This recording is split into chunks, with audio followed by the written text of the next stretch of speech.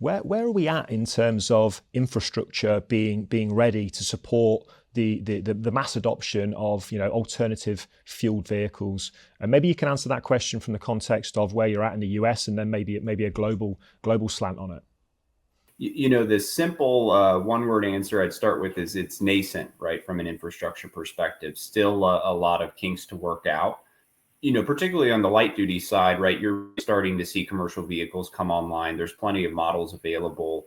And from a charging infrastructure perspective, you're also seeing that start to come online. If you think about a medium or a smaller fleet, even some large fleets, right?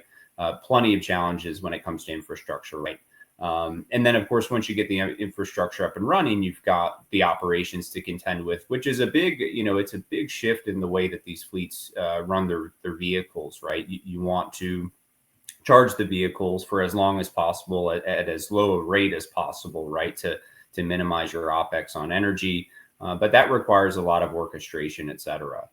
So at least from the EV perspective, it's quite nascent. In terms of other alternative fuels, however, especially on the CNG and RNG side, you've seen that infrastructure is fairly well developed, and it's been here in the US and really abroad for decades, right? So there's really not a lot of major impact to how fleets can operate their vehicles.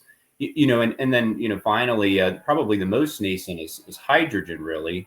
And what we're seeing is, a big piece of hydrogen refueling infrastructure is compression, right? Taking hydrogen as a gas and bringing it up to pressure to actually fuel a vehicle.